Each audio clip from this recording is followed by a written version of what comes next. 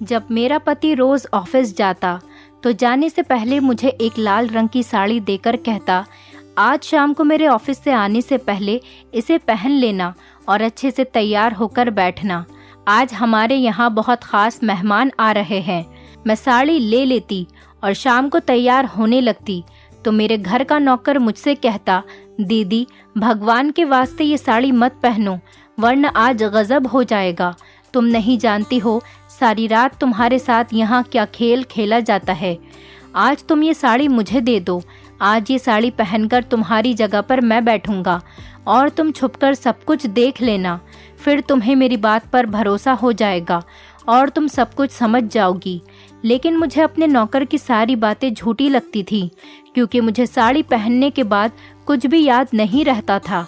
लेकिन आज उसने मुझसे बहुत ज़्यादा ज़िद की और मेरे आगे हाथ जोड़ने लगा तो मैंने उसे अपनी साड़ी दे दी। उसने मेरी वो साड़ी पहन ली और अपने सर पर एक लंबे बालों की विग लगा ली और औरतों की तरह तैयार होकर वो मेरे कमरे में बैठ गया। रात को जब मेहमान आए तो मेरा पति एक एक करके उन्हें मेरे कमरे में ले जाता, मगर कुछ समय बाद ये देख मेरे पैरों तले से ज़मीन निकल गई जब उन मेहमानों ने मेरे नौकर के साथ शाम के 5 बज रहे थे। जब मैं सोकर उठी तो मेरे घर में हर तरफ चहल पहल मची हुई थी। मेरी माँ मेरे छोटे भाई से कह रही थी कि जल्दी मार्केट जाओ और अच्छा सा नाश्ता लेकर आना और देखना कोई चीज़ न रह जाए। जब मैंने अपनी माँ से पूछा तो मुझे पता चला कि हमारे घर पर रिश्ते के लिए कुछ मेहमान आ रहे हैं। फिर माँ ने मुझसे कहा कि एक अच्छा सा सूट पहनकर तैयार हो जाओ। मैं अपनी माँ को देखने लगी लेकिन मैंने उनसे कुछ नहीं कहा। मैंने एक नया जोड़ा निकाल कर पहन लिया और हल्का फुल्का सा मेकअप कर लिया। थोड़ी देर बाद वो रिश्ते वाले मेहमान हमारे घर पर आ गए। माँ ने उनको ड्राइंग रूम में बिठाया और ख़ुद भी उन्हीं के साथ बैठ गई। मुझे उन्होंने कहा कि मैं चाय बना लूं। घबराहट की वजह से मेरे तो हाथ पैर फूल रहे थे, पर मैंने चाय बनाई और जब मेरी माँ ने इशारा किया तो मैं चाय की ट्रे लेकर मेहमानों के सामने आकर बैठ गई। उनमें से एक औरत मुझे गौर से देख रही थी। मुझे उसी समय अंदाज़ा हो गया था कि मैं इन्हें पसंद आ चुकी हूँ। उनके देखने का तरीका बता रहा था और बाकी लोगों को भी मैं और मेरे परिवार वाले पसंद आ गए।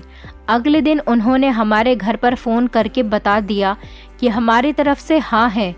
माँ ने भगवान का शुक्रिया किया और भगवान का नाम लेकर मेरी मंगनी प्रकाश से कर दी और 2 महीने बाद की शादी की तारीख तय हो गई थी। इन 2 महीनों में मैंने प्रकाश से थोड़ी बहुत फ़ोन पर बात की थी। वो मुझसे मेरी फ़ोटो मांगते लेकिन मैं उन्हें मना कर देती थी। खैर हमारे इंतज़ार की घड़ियां ख़त्म हुई और वो दिन आ गया जब मैं प्रकाश की दुल्हन बनकर उसके घर पर आ गई।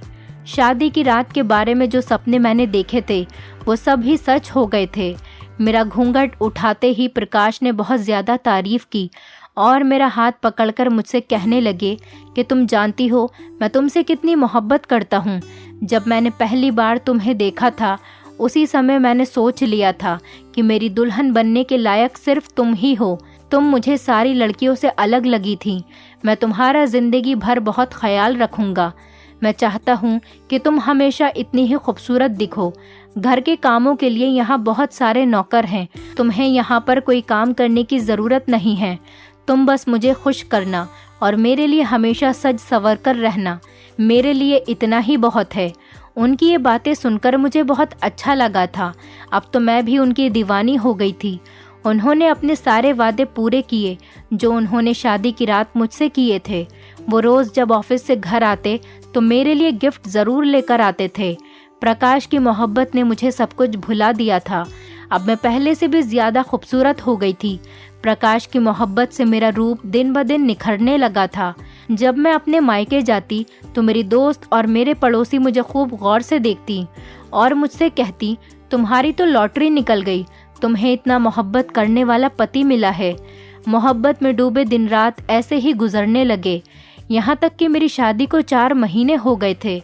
एक दिन प्रकाश ने मुझसे कहा कि उन्हें किसी काम से दूसरे शहर जाना है और वो मुझे सुबह मायके छोड़कर चले जाएंगे और 20 दिन के बाद वो वापस आकर मुझे लेने आ जाएंगे। उनके ऑफिस की कोई मीटिंग थी, इसीलिए उनका जाना बहुत ज़रूरी था। मैंने भी कहा ठीक है। प्रकाश ने मुझे शाम के टाइम मेरे मायके छोड़ दिया और खुद एयरपोर्ट की तरफ निकल गए। उसके बाद तो मेरी ज़िंदगी में जैसे तूफान सा आ गया। 20 दिन के बाद प्रकाश मुझे मायके से घर तो ले गए, लेकिन वो मुझे बहुत बदले बदले लग रहे थे। अब वो मुझसे बात भी बहुत कम करने लगे थे। उनकी आंखों में मुझे पहले वाली मोहब्बत नहीं दिखती थी। अब मुझे उनके साथ अजनबी सा फील होता था। अब उनका ज़्यादा समय ऑफिस में ही गुजरता। जब मैं उनसे इस बात की शिकायत करती तो वो मुझसे अपने बिजनेस का बहाना कर देते थे। कहने लगते थे कि मुझे ऑफिस में बहुत ज़्यादा काम होता है। कभी कहते कि घर में हर ज़रूरत की चीज़ है, फिर तुम्हें किस चीज़ की ज़रूरत है। मैं अपने काम में बहुत ज़्यादा बिजी रहता हूँ, तुम्हें थोड़ा बर्दाश्त करना पड़ेगा। मैं उनसे कहती कि मुझे चीज़ों की नहीं आपकी ज़रूरत है, मगर शायद अब प्रकाश के पास मेरे लिए वक्त नहीं था। मैं घर पर सारा दिन अकेली बोर होती रहती थी। इसीलिए मैंने खाना पकाने वाली और सफाई करने वाली नौकरानी को छुट्टी दे दी। मैंने सोचा कि मैं घर का सारा काम अब खुद ही करूँगी। हो सकता है इसी से मेरा समय गुजर जाए और मुझे प्रकाश के इंतज़ार की तकलीफ़ भी नहीं सहनी पड़ेगी। लेकिन ये सिर्फ मेरा ख्याल ही था, क्योंकि मुझे घर का काम छोड़े हुए बहुत टाइम हो गया था। अब जब मैंने घर का कामकाज शुरू किया तो मेरी हिम्मत जवाब दे गई। मुझसे ये काम संभाला नहीं जा रहा था। मैंने परेशान होकर प्रकाश से कहा कि आप घर के कामकाज के लिए दोबारा कोई नौकरानी रख लीजिए, क्योंकि मुझसे अब इतना सारा काम नहीं होता। लेकिन प्रकाश कहने लगे कि अब हमें नौकर की कोई ज़रूरत नहीं है। वैसे भी घर में होता ही कौन है, एक मैं हूँ और एक तुम हो, और 2 लोगों का खाना बनाना कोई बड़ी बात नहीं है। प्रकाश का ये जवाब सुनकर तो मैं हैरान रह गई, क्योंकि वो तो मुझे हमेशा सजने संवरने की बात करते थे और मुझसे कहते थे कि तुम्हें किसी भी काम को हाथ लगाने की कोई ज़रूरत नहीं है। और आज वही इंसान मुझसे नौकरों की सैलरी पर बहस कर रहा था। ये सब सुनकर मेरा तो दिल टूट गया था, लेकिन मैंने उनसे कोई शिकायत नहीं की। अगले दिन प्रकाश ऑफिस से घर वापस आए तो वो मुझे बहुत खुश लग रहे थे। अब जब मैंने उनसे वजह पूछी तो कहने लगे कि मेरे पास एक गुड न्यूज़ है, लेकिन वो मैं तुम्हें कल बताऊंगा। फ़िलहाल तुम मेरे लिए खाना लगा दो, मुझे बहुत भूख लग रही है।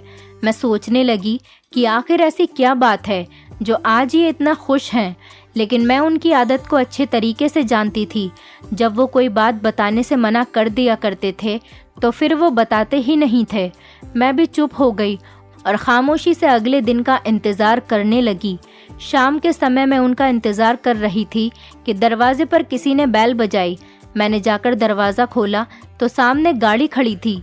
पहले तो मैं पहचान ही नहीं सकी, क्योंकि प्रकाश अपनी गाड़ी घर के अंदर खड़ी करते थे, लेकिन आज वो अपनी गाड़ी में ही बैठे हुए थे। उनके हाथ में बहुत सारे शॉपिंग बैग थे। जब मैंने दरवाज़ा खोला तो वो अंदर आने के बजाय वो शॉपिंग बैग मुझे देकर बोले कि तुम जल्दी से ये नए कपड़े पहनकर तैयार हो जाओ, और इसके साथ की जो मैचिंग ज्वेलरी है वो पहनना मत भूलना। मैं तुम्हें एक पार्टी में लेकर जा रहा हूँ। जब तुम तैयार हो जाओगी तो हम चलेंगे, और जब तुम तैयार हो जाओ तो मुझे कॉल या मैसेज कर देना, मैं तुम्हें पिक करने के लिए आ जाऊंगा। मैंने उनसे वो बैग्स लिए और अपने कमरे में आकर तैयार होने लगी। मैं खुशी खुशी प्रकाश के साथ जाने के लिए तैयार हो रही थी।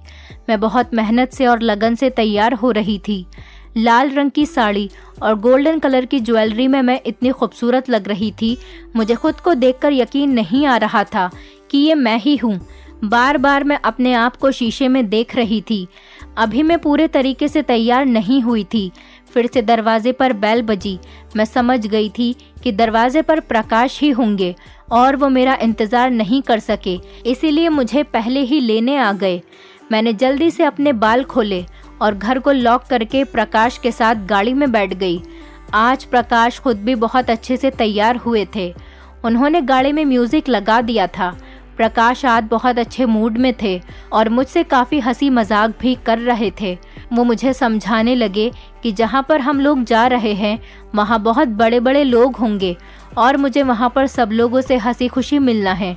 और फिर वो कहने लगे कि अगर इंसान अपनी बातों से दूसरों को इम्प्रेस करने में कामयाब हो जाता है तो वो बहुत सारे फ़ायदे उठा सकता है। उनकी बातें मेरी समझ में नहीं आ रही थी। थोड़ी देर बाद हमारी गाड़ी एक बड़े से होटल के सामने पार्क की। उन्होंने हमारी गाड़ी का दरवाज़ा ऐसे खोला जैसे मैं कोई राजकुमारी हूँ। मेरा हाथ पकड़कर वो होटल के अंदर चले गए। उनका अंदाज आज मुझे बहुत बदला बदला सा लग रहा था, क्योंकि मैंने उन्हें ऐसा शादी के बाद पहली बार ही देखा था जो आज वो सारी दुनिया के सामने दिखा रहे थे। खैर, जब हम उस होटल के अंदर गए तो एक बहुत बड़े हॉल को बहुत ही खूबसूरती से सजाया गया था। हर तरफ लाइट जल रही थी। होटल में बहुत सारे ऑफिसर और उनकी पत्नियां इनवाइट थी। ये एक बहुत बड़ी पार्टी थी। यहाँ आकर मुझे थोड़ा नर्वस फील हो रहा था, लेकिन थोड़ी ही देर में मुझे पता चल गया था कि मेरी खूबसूरती ने सबको अपनी तरफ खींच लिया है। वैसे तो मैं पहले भी बहुत ज़्यादा खूबसूरत थी और आज मैं ऐसे तैयार हुई थी जैसे किसी नई नवेली दुल्हन को तैयार किया जाता है। प्रकाश ने भी बहुत ज़्यादा प्राउड से मुझे अपने दोस्तों से मिलवाया। उसके बाद हम सब लोगों ने खाना खाया और वहाँ हल्का हल्का म्यूज़िक भी बज रहा था। ये माहौल मेरे लिए बहुत ही अजनबी सा था। ज़िंदगी में पहली बार मैंने इतने सारे लोगों के सामने बैठकर खाना खाया था, जिससे मुझे बहुत घबराहट हो रही थी। लेकिन मैं प्रकाश का साथ दे रही थी क्योंकि आज वो बहुत ज़्यादा खुश थे। मुझे कुछ देर से ऐसा लग रहा था कि हमारी पास वाली टेबल पर जो आदमी बैठा है वो बराबर मुझे देख रहा था। उसका देखना मुझे कुछ ठीक नहीं लग रहा था और मुझे उसके देखने से उलझन हो रही थी। थोड़ी देर के बाद वो अपनी टेबल से उठकर हमारे साथ ही हमारी टेबल पर आकर बैठ गया। बात करते करते पता चला कि वो मेरे पति प्रकाश का सीनियर ऑफिसर था, लेकिन उसे देखने से कहीं से भी नहीं लग रहा था कि वो सीनियर है। प्रकाश ने मुझे उससे मिलवाया। उससे हाथ मिलाने के लिए अपना हाथ आगे किया। न चाहते हुए भी मुझे सबके सामने उससे हाथ मिलाना पड़ा। हाथ मिलाते हुए उसने मेरा हाथ अपने हाथ से हल्के से दबा दिया था। उसकी ये हरकत मुझे बहुत बुरी लगी थी। प्रकाश ने भी ये बात नोटिस की थी, लेकिन उन्होंने कुछ भी नहीं कहा। वो चुप रहे। मुझे अपने पति की इस हरकत पर बहुत हैरत हो रही थी कि वो ये सब कुछ कैसे बर्दाश्त कर रहे हैं। प्रकाश ने मुझे बताया कि ये मिस्टर खन्ना हैं। अगर ये चाहें तो मुझे बहुत जल्दी प्रमोशन मिल सकता है। मिस्टर खन्ना की बातचीत जारी रही। वो बहुत ज़्यादा दिलचस्प बातें कर रहे थे, लेकिन वो बराबर ही मुझे देखे जा रहे थे। जब पार्टी ख़त्म हुई तो मिस्टर खन्ना मेरे पति से हंस हंस कर बातें करने लगे। वो उनके साथ साथ ही चलते हुए होटल से बाहर आ गए। मुझे उनका हमारे साथ में चलना बिल्कुल भी अच्छा नहीं लग रहा था। खैर, अब हम पार्टी से अपने घर वापस आ गए थे। प्रकाश ने घर आकर मुझे शुक्रिया अदा किया क्योंकि पार्टी में मैंने उनका पूरा साथ दिया था। इसी खुशी में प्रकाश ने मुझसे वादा किया कि वो जल्दी ही घर में किसी नौकरानी का इंतज़ाम कर देंगे। बस अब मुझे उनके साथ ऐसी ही पार्टियों में जाना होगा और उनके बड़े बड़े ऑफिसर से मेलझोल बढ़ाना होगा। अगले दिन जब मैं सोकर उठी तो 12 बज रहे थे। प्रकाश खुद ही नाश्ता करके घर से ऑफिस के लिए निकल गए थे। 1 घंटे बाद मैं फ्रेश होकर बैठी तो दरवाजे पर किसी ने बेल बजाई। उस समय मेरे पति घर पर नहीं होते थे और वो उस समय कभी घर पर आते भी नहीं थे। मैं सोच रही थी कि पता नहीं कौन है। जब मैंने दरवाज़ा खोला तो प्रकाश ही थे।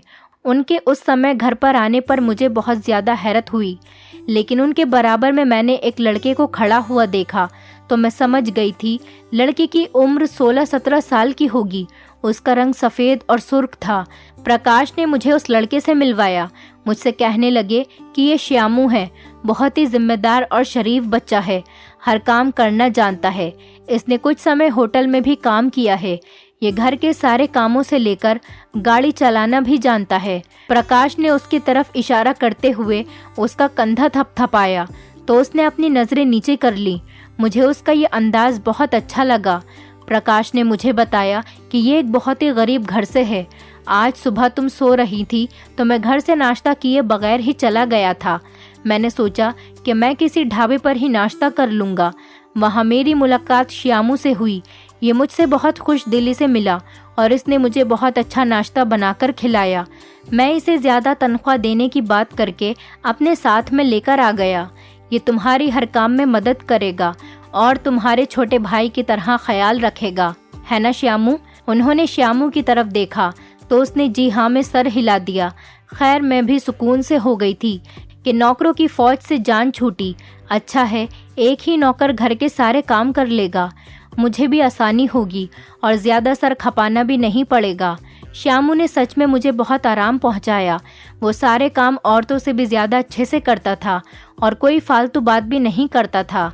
अब मैं बहुत ज़्यादा चैन से हो गई थी। श्यामू से मुझे हमदर्दी सी हो गई थी। अब वो मुझे मेरे छोटे भाई की तरह ही लगता था। वो मुझे भी दीदी दीदी कहता तो मुझे एहसास होता कि इसके दिल में मेरे लिए कितनी इज्जत है। एक दिन जब मैं सुबह उठी तो श्यामू अपने कमरे में नहीं था। मुझे फिक्र होने लगी कि पता नहीं कहाँ चला गया। मैंने बाहर जाकर देखा तो वो लॉन में बैठा हुआ रो रहा था। मैं उसके आंसू देखकर समझ गई कि ज़रूर उसकी कोई ना कोई मजबूरी होगी या उसके घर में कोई परेशानी होगी, वरना वो इस तरीके से नहीं रोता। वो तो हमेशा हंसी खुशी रहने वाला लड़का था। फिर मैं श्यामू के पास गई। उसने मुझे देखा तो वो अपने आंसू मुझसे छुपाने लगा। शायद वो मुझे अपनी परेशानी बताना नहीं चाहता था। मैंने उससे काफ़ी पूछने की कोशिश की, लेकिन उसने मुझे कुछ भी नहीं बताया। मैंने सोचा कि शायद इसके घर में पैसों की परेशानी होगी, इसीलिए मैंने उसे कुछ पैसे दिए, लेकिन उसने वो पैसे लेने से मना कर दिया। इतने में प्रकाश का फ़ोन आ गया। वो कह रहे थे कि आज हमारे घर कुछ मेहमान आ रहे हैं, तुम श्यामू से खाना बनवा लेना और ख़ुद वही लाल वाली साड़ी पहनकर तैयार हो जाना। तुम अगर मेरे मेहमानों से बातचीत करती रहोगी तो उनका दिल लगा रहेगा। उनके दोस्तों के बारे में सुनकर तो मुझे घबराहट होने लगी। मिस्टर खन्ना को बर्दाश्त करना तो मेरे बस के बाहर की बात थी। उनकी गंदी नज़रें उस दिन भी मेरे ऊपर ही टिकी हुई थी, जिसे मैंने खूब ध्यान से देखा था। खैर, मैं मजबूरी और प्रकाश के कहने से तैयार हो गई। तकरीबन रात के 7 बजे प्रकाश अपने मेहमानों को लेकर घर आ गए। फिर वही हुआ जिसका मुझे डर था। प्रकाश के साथ आने वाला मेहमान और कोई नहीं बल्कि मिस्टर खन्ना ही थे, जिनको देखकर ही मेरा मूड खराब हो गया था। मेरा दिल तो नहीं चाहता था कि मैं उनसे बातचीत करूं, मगर मजबूरन मुझे उनसे बात करनी पड़ी। मैं और प्रकाश मिस्टर खन्ना के साथ ड्राइंग रूम में बैठे थे। मिस्टर खन्ना बहुत ही अजीब तरीके से मेरे सामने बैठे थे, मगर उन्हें कोई खबर ही नहीं थी। थोड़ी देर बाद प्रकाश के मोबाइल पर किसी का फ़ोन आया। वो फ़ोन पर बात करते हुए कमरे से बाहर चले गए। अब कमरे में मैं और मिस्टर खन्ना अकेले रह गए थे। मिस्टर खन्ना मुझसे खुलकर बातें करने लगे तो मुझे उनका ये अंदाज़ पसंद नहीं आया। वो इतनी अजीब अजीब बातें कर रहे थे कि मेरा जवाब देने का दिल नहीं कर रहा था। 10 मिनट हो गए। जब प्रकाश कमरे में वापस नहीं आए तो मैं उठकर कमरे से बाहर जाने लगी। मुझे मिस्टर खन्ना के साथ बैठना बहुत ही अजीब लग रहा था। इससे पहले मैं उठकर खड़ी होती, मिस्टर खन्ना ने मेरा हाथ पकड़ लिया। उनकी इस हरकत पर मुझे बहुत गुस्सा आया। मेरा दिल तो कर रहा था कि मैं उन्हें एक ज़ोर का थप्पड़ लगाऊं, लेकिन मैंने अपने गुस्से को ठंडा किया और आराम से उनसे कहने लगी कि मिस्टर खन्ना, आप ये क्या कर रहे हैं? आप मेरे पति के दोस्त हैं और उनके सीनियर ऑफिसर हैं, इसीलिए मैं आपकी बहुत ज़्यादा इज्जत करती हूँ। अगर आपने ये बदतमीज़ी बंद नहीं की तो मैं भी अब बदतमीज़ी पर ही उतर आऊँगी। उन्हें मेरी इस बात से जैसे कोई फ़र्क ही नहीं पड़ा था। वो सुकून से खड़े होकर मुझे घूर रहे थे। जब मैंने उनसे अपना हाथ छुड़ाना चाहा तो वो और मेरे करीब आने लगे। गुस्से में मेरा चेहरा लाल हो गया। मैंने टेबल से फ्लावर पॉट उठाया और उनके सर पर मार दिया। उनके सर से थोड़ा खून बहने लगा तो वो चिल्ला उठे। उनकी चीख सुनकर मेरे पति कमरे में आ गए।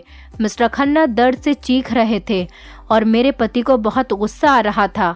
बजाय इसके वो अपने दोस्त मिस्टर खन्ना को कुछ कहते, उन्होंने उल्टा मुझे ही डांटना शुरू कर दिया।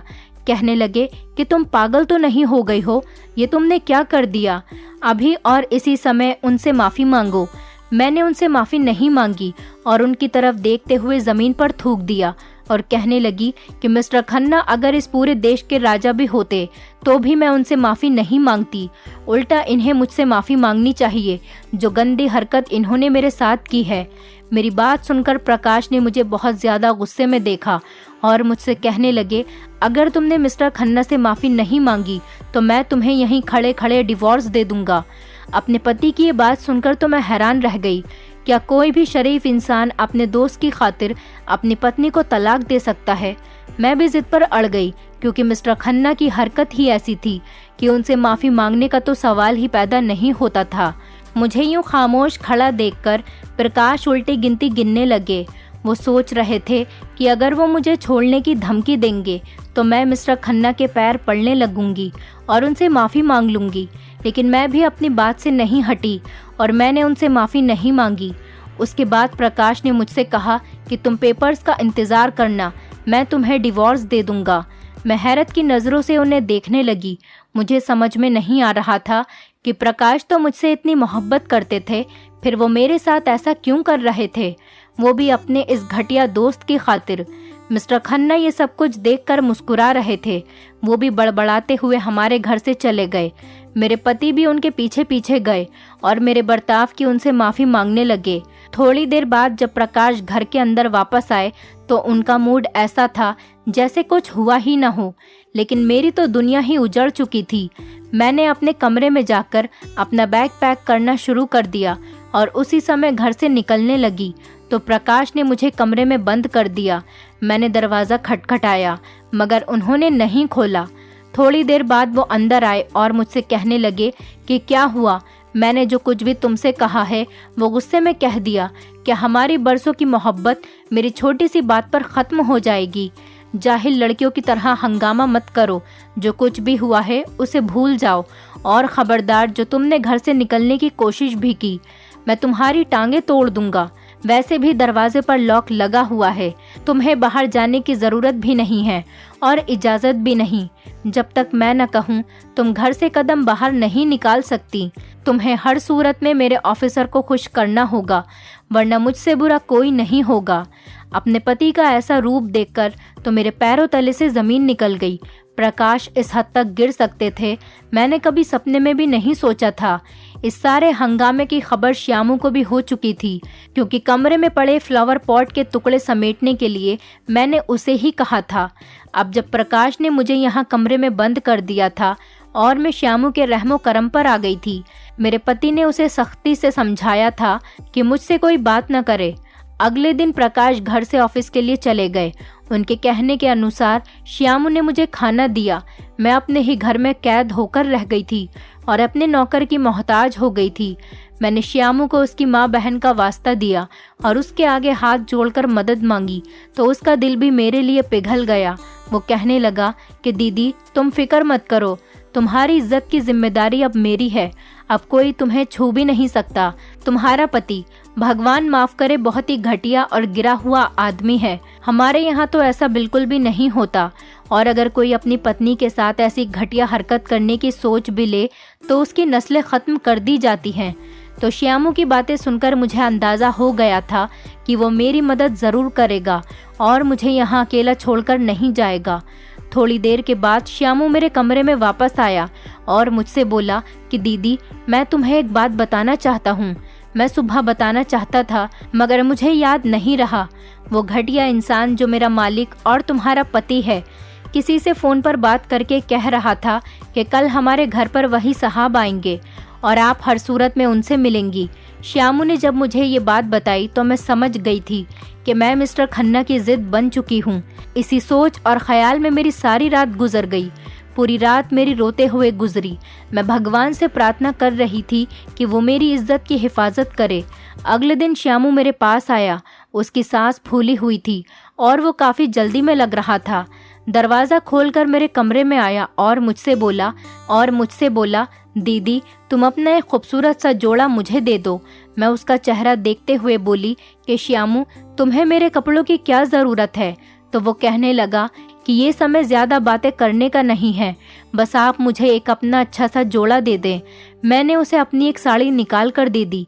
वो मेरे हाथ से साड़ी लेकर कमरे में चला गया।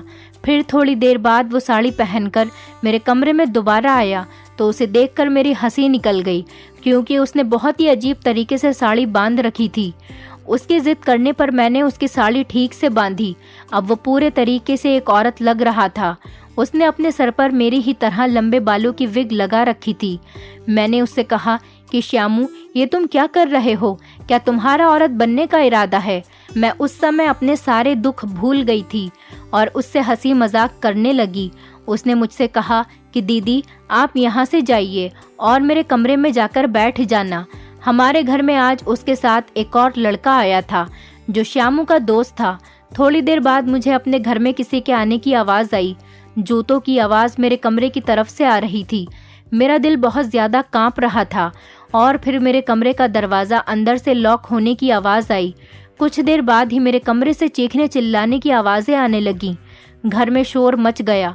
मैं कमरे से बाहर निकली। जब मैं अपने कमरे के पास पहुंची और मैंने दरवाज़ा खोल कर देखा तो वहाँ का मंजर ही कुछ अलग था। मिस्टर खन्ना के कपड़े फटे हुए थे। श्यामू और उसका दोस्त मिस्टर खन्ना को मार रहे थे। मिस्टर खन्ना की तो हालत ख़राब हो रही थी। मैंने श्यामू से मना किया, लेकिन उस पर तो जैसे भूत सवार था। मिस्टर खन्ना की जब अधमरी हालत हो गई तो श्यामू ने उन्हें छोड़ दिया और एक तरफ बैठ गया। मैं उसका मुंह देखने लगी और दिल ही दिल में हैरानी भी हो रही थी। मेरा यहाँ रुकना अब खतरे से खाली नहीं था, इसीलिए मिस्टर खन्ना को कमरे में बंद करके और उनके मुंह में कपड़ा ठूस दिया। श्यामू मुझे गाड़ी में बिठाकर मेरे घर ड्रॉप करके खुद न जाने कहाँ चला गया। मैंने अपने माता पिता को सारी बात बताई तो वो उसी समय मुझे इस शहर से लेकर दूसरे शहर चले गए। प्रकाश की जान पहचान बहुत दूर तक थी। उसने मुझे डिवोर्स दे दी थी, मगर वो अपना बदला लेना नहीं भूला था, क्योंकि वो मेरे जरिए अपने ऑफिसर्स को खुश करके प्रमोशन लेना चाहता था। वो कभी भी मुझसे अपना बदला ले सकता था। कुछ दिनों बाद ही मेरी शादी मेरी माँ के दोस्त के बेटे से हो गई। अब मैं अपने घर में अपने पति के साथ बहुत खुश थी। मेरा घर छोटा सा था और मेरे पति एक छोटी सी नौकरी करते थे, लेकिन वो मेरी बहुत ज़्यादा इज्जत करते थे और मेरा बहुत ख्याल रखते थे। मेरे घर में खुशियाँ ही खुशियाँ थीं। भगवान ने मुझे बच्चे की खुशी भी दे दी थी। ये सब होने के बाद प्रकाश के बॉस ने उस पर फ्रॉड का केस करके उसकी सारी जायदाद हथिया ली थी और उसे जेल भिजवा दिया था। आगे मैं बस इतना ही कहूँगी कि भगवान दुश्मन को भी ऐसा पति न दे जो अपनी पत्नी की इज्जत नीलाम करना चाहता हो, अपनी पत्नी को सीढ़ी बनाकर आसमान की ऊंचाइयों को छूना चाहता हो।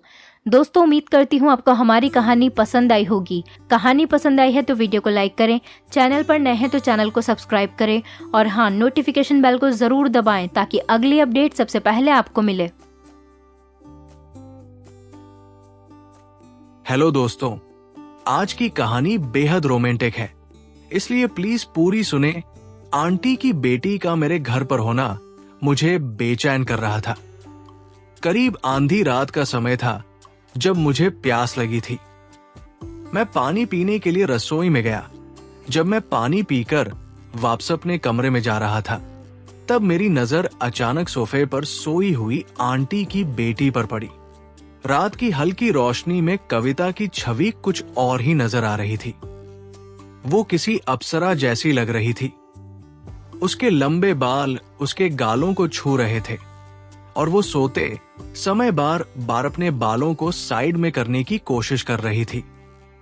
उसकी हर हरकत, उसकी सांसों की धीमी आवाज और उसके चेहरे की मासूमियत मुझे एक पल के लिए थामने को मजबूर कर रही थी। मैंने खुद को रोकने की कोशिश की, लेकिन कविता की खूबसूरती उस रात जैसी और भी ज्यादा बढ़ गई थी। उस रात बारिश की तेज आवाजें और बिजली की कड़क मेरे मन की बेचैनी को और भी ज्यादा बढ़ा रही थी। कविता सोफे पर लेटी हुई थी और मैं उसके चेहरे को उसकी मासूमियत और सुंदरता में खोया हुआ था। उसके चेहरे पर बिखरे बालों की लटें उसे और भी ज्यादा आकर्षक बना रही थी। तब एक जोरदार बिजली चमकी और कविता ने घबराहट में मुझे कसकर गले लगा लिया। उसके इस अचानक स्पर्श ने मुझे अंतर तक हिलाकर रख दिया था। मैं आखिर क्या करता? मैं भी एक मर्द था। मैं अपने मन को काबू में न रख सका और फिर उस रात मैंने कविता को। हेलो दोस्तों, स्वागत है आप सभी का हमारी एक और रोमांचक कहानी में। उम्मीद करती हूं आपको ये कहानी बेहद पसंद आएगी। मेरा नाम निखिल है और मैं एक स्कूल में टीचर हूं। मेरी शादी को 3 साल हो चुके हैं और मेरी पत्नी सुमन अब मां बनने वाली है। सुमन दिखने में बेहद सुंदर है और मैं उसका बहुत ख्याल रखता हूं। अब जब उसका 8वां महीना चल रहा है तो उसका और आने वाले बच्चे का स्वास्थ्य है मेरी पहली प्राथमिकता है। हाल ही में मुझे ट्रांसफर मिल गया। मेरे स्कूल का स्थान अब बदलने वाला था और मुझे ये समझ में नहीं आ रहा था। किस हालत में सुमन को अकेला कैसे छोड़ूं, मैंने सास ससुर को बुलाया और स्थिति समझाई। अंत में हमने यही निर्णय लिया कि इस समय सुमन को मायके भेज देना सही होगा ताकि उसकी देखभाल अच्छे से हो सके। सुमन के मायके जाने के बाद घर में अकेले रहना मेरे लिए बेहद मुश्किल हो गया था। मुझे घर का हर छोटा बड़ा काम खुद करना पड़ता था। पीछे की गली में मेरी आंटी और उनकी बेटी रहती थी। कुछ दिन पहले मेरे मामा का निधन हो गया था, इसलिए रिश्तेदारों को आना जाना लगा रहता था। एक दिन आंटी मुझसे मिलने आई और पूछा, निखिल तुम्हारी पत्नी कहां पर है? मैंने उन्हें सब कुछ बताया। बातचीत के दौरान मैंने आंटी से कहा कि मुझे घर के काम काज के लिए किसी की मदद की जरूरत है। इस पर आंटी ने तुरंत कहा, निखिल तुम्हें नौकरानी रखने की कोई जरूरत नहीं है। मैं हूं ना, मैं तुम्हारी देखभाल करूंगी जब तक तुम्हारी पत्नी वापस नहीं आ जाती। आंटी के प्रस्ताव को मैंने स्वीकार कर लिया क्योंकि उनकी मदद से मुझे बड़ी राहत मिल जाती। मैं सोच रहा था कि आंटी को इस काम के लिए कुछ पैसे दे दूंगा क्योंकि उन्होंने मेरे ऊपर बड़ा एहसान किया है। अगले ही दिन से आंटी मेरे घर आने लगी। वो मेरे खाने पीने और बाकी कामकाज का ध्यान रखने लगी। सब कुछ ठीक ठाक चल रहा था, लेकिन फिर अचानक एक दिन आंटी ने मुझसे कहा, निखिल मुझे कुछ दिनों के लिए अपनी सहेली के गांव जाना पड़ेगा। उसकी बेटी की शादी है। शायद मुझे कुछ दिन लग जाए, लेकिन तुम चिंता मत करना। मेरी बेटी तुम्हारी मदद के लिए आएगी। वो तुम्हारे लिए खाना बनाएगी और घर का ध्यान भी रखेगी। हालांकि मैं थोड़ा झिझक रहा था, लेकिन काम का दबाव इतना था कि मैंने उनकी बात मान ली। आंटी ने वादा किया कि उनकी बेटी मेरी हर जरूरत का ख्याल रखेगी।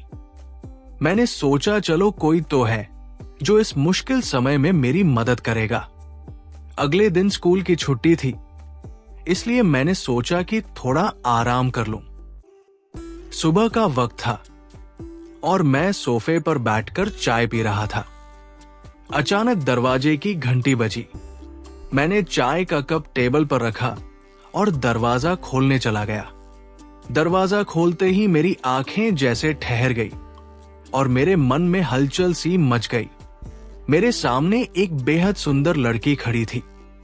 उसका चेहरा मासूम और चमकदार था और उसने शार्ट ड्रेस पहनी हुई थी। मैं कुछ पल के लिए चौंक कर रह गया। उसने धीरे से कहा, निखिल मैं कविता हूं।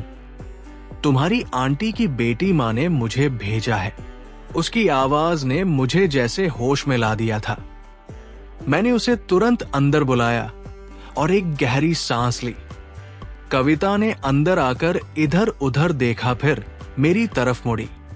मैंने उसे बैठने का इशारा किया और उसे घर के सारे कामों के बारे में बताने लगा। मुझे ये सब समझाते हुए लगा कि वो बहुत होशियार है और जल्दी ही सब कुछ समझ जाएगी। हालांकि मेरे मन में एक सवाल उमड़ने लगा। मैंने हिम्मत जुटाकर उससे पूछा, कविता तुम इतनी बड़ी हो और इतने छोटे कपड़े क्यों पहने हुए हैं? मेरा सवाल सुनकर वो थोड़ा चौंक गई, लेकिन मुस्कुराते हुए जवाब दिया, शहर में ऐसा ही पहनावा होता है। वैसे भी मैं घर पर ही रहती हूं और कहीं बाहर नहीं जाती, लेकिन मां ने कहा कि तुम्हारी मदद करनी है, इसलिए यहां आ गई। उसके जवाब ने मुझे चुप करा दिया। मैं कुछ और नहीं कह सका। कविता ने काम संभाल लिया और लगन से घर की सफाई करने में लग गई। मैं उसे एक तक देख रहा था। वो बहुत ही सलीके से और पूरी लगन से घर का काम कर रही थी। कविता को काम करता हुआ देखकर मैं सोच में पड़ गया, इतनी सुंदर और जवान लड़की को इस तरह काम करने की क्या जरूरत थी। मेरे मन में आंटी के प्रति गुस्सा भी आया। मैंने सोचा, आंटी अपनी बेटी को इस तरह के कपड़े पहनने क्यों देती है और अब तक उसकी शादी क्यों नहीं की। थोड़ी देर बाद मैंने अपनी जिज्ञासा से भरे मन को शांत करने के लिए पूछ ही लिया, कविता तुमने अभी तक शादी क्यों नहीं की? उसने थोड़ी देर के लिए चुप्पी साध ली, फिर हल्के से मुस्कुराते हुए बोली, निखिल, शादी के लिए पैसे चाहिए होते हैं। मम्मी अकेली है और सारे खर्चे उन्हीं पर हैं। ऐसे में शादी के बारे में सोचने का समय कहाँ है।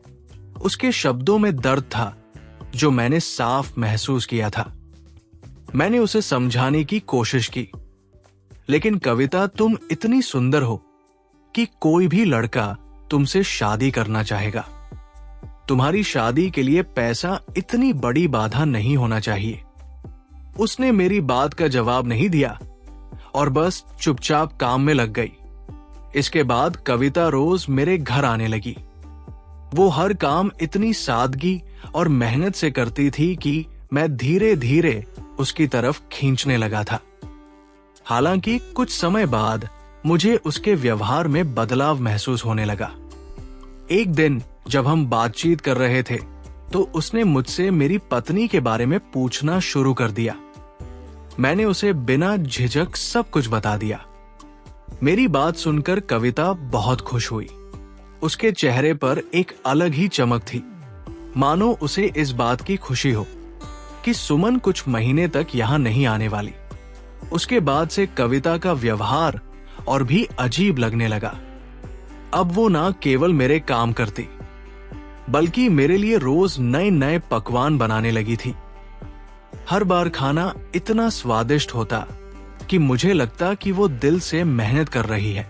हालांकि मैं ये सब कुछ उसका काम समझकर नजरअंदाज करता रहा। कुछ दिनों बाद मैंने महसूस किया कि रिया मेरी पसंद का ध्यान रखने लगी है। वो मेरी पसंद के कपड़े पहनती और मेरे शरों को समझने की कोशिश करती। मैंने कई बार उससे कहा, कविता, तुम्हें जितना कहा है बस उतना ही काम करो, लेकिन वो कभी नहीं सुनती। धीरे धीरे मुझे लगने लगा कि कविता मेरी पत्नी की तरह व्यवहार करने लगी है। वो मेरे सामने साड़ी पहनकर आने लगी और सच कहूं तो साड़ी में वो किसी अप्सरा से कम नहीं लगती थी। उसकी सुंदरता ने मुझे आकर्षित करना शुरू कर दिया था, लेकिन मन के एक कोने में सुमन की यादें भी थी जो मुझे हमेशा सचेत करती। कविता ने अपने बालों में गुलाब लगाना शुरू कर दिया था। उसके बालों से गुलाब की खुशबू आती थी जो पूरे घर को महका देती थी। जब भी वो मेरे करीब होती, उस खुशबू से मेरा मन भर जाता। कविता का ये बदला हुआ रूप मुझे उलझन में डालने लगा था। एक दिन मैंने कविता से आंटी के बारे में पूछा, कविता, आंटी कब तक वापस आएंगी? उसने जवाब दिया, निखिल जी शादी के लिए मां गांव गई है। वो शादी अभी तक हुई नहीं है। शायद उन्हें कुछ और दिन वहां रुकना पड़ेगा। उसका ये जवाब मुझे ठीक लगा और मैंने कहा, ठीक है, जैसे भी है मां से कहो कि जल्दी लौटे। लेकिन उसके बाद कविता का व्यवहार और भी ज्यादा बदल गया। अब वो रोज साड़ी पहनकर आने लगी थी और उसकी साड़ी के साथ उसके बालों में लगा गुलाब उसकी सुंदरता को और भी बढ़ा देता। वो घर के कामों को इस तरह से करती कि मुझे अब एहसास होने लगा कि वो केवल काम करने के लिए नहीं, बल्कि मेरे करीब आने के लिए ऐसा कर रही है। हालांकि कविता की इस कोशिश के बावजूद मुझे अपनी पत्नी सुमन की बहुत याद आती थी। सुमन की मासूमियत और उसके प्रति मेरी जिम्मेदारी का एहसास मुझे कविता के बारे में कुछ भी गलत सोचने से रोकता था। मैंने एक दिन कविता से कहा, तुम फुल ड्रेस पहन कर आया करो। शॉर्ट ड्रेस में मैं असहज महसूस करता हूं।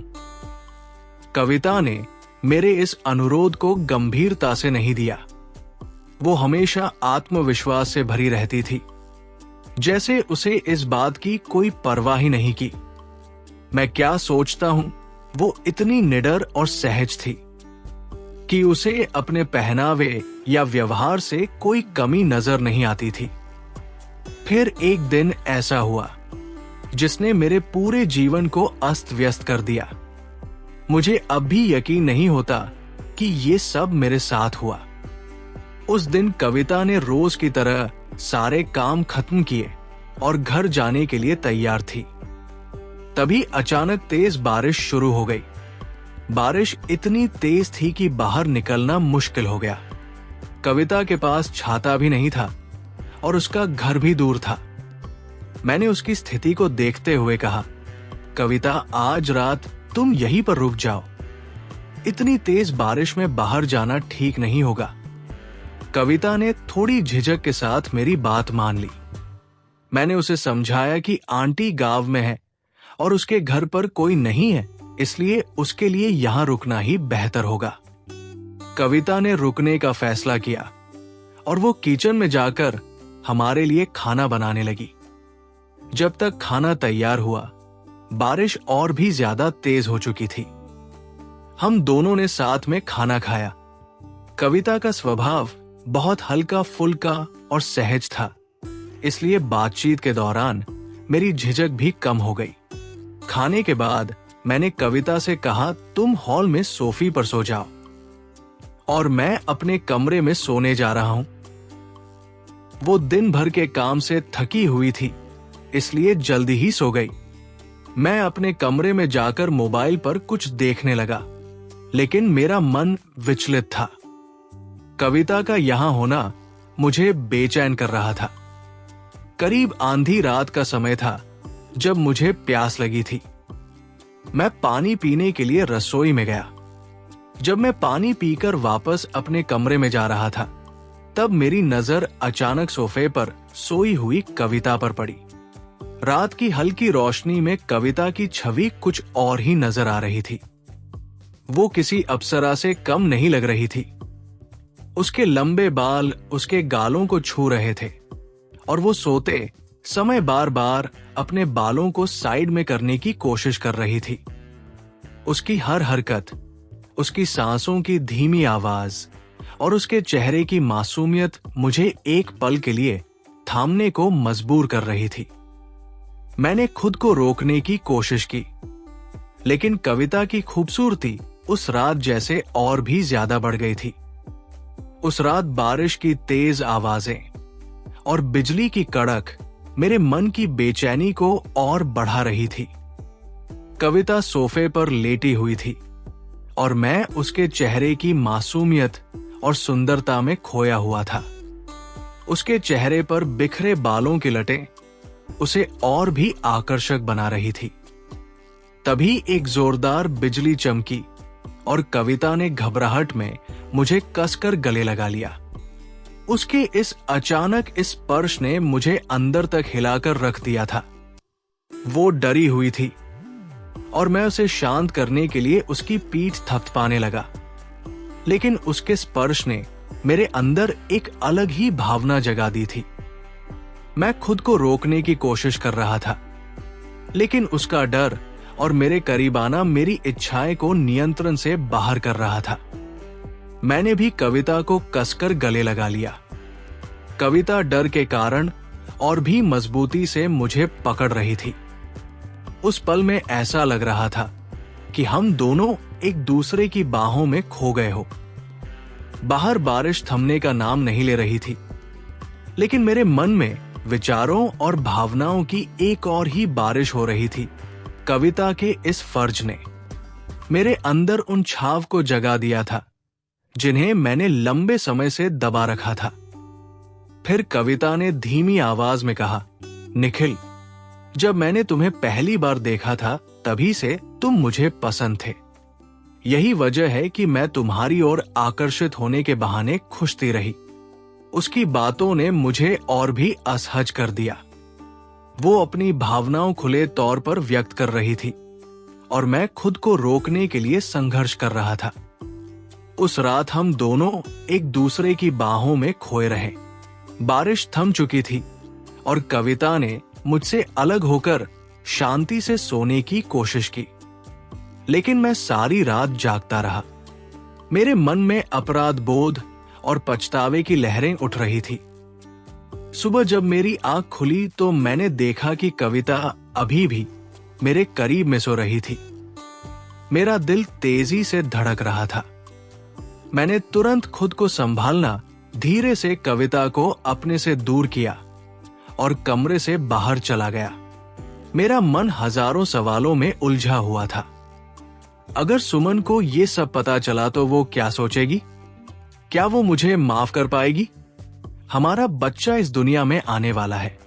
क्या वो अपने पिता को आदर से देख पाएगा? रिश्तेदार और समाज क्या कहेंगे?